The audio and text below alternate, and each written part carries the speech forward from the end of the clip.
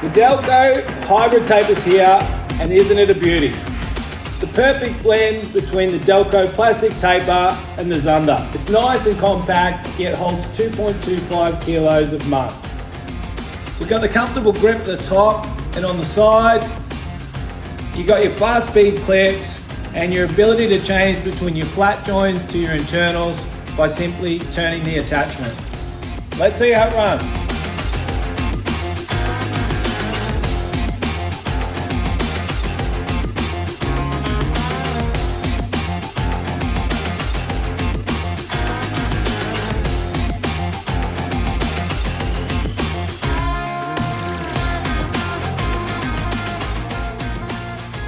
Just to give you a quick visual idea, you can see it's the same size as the plastic taper, yet has the same attachment as the Zunder.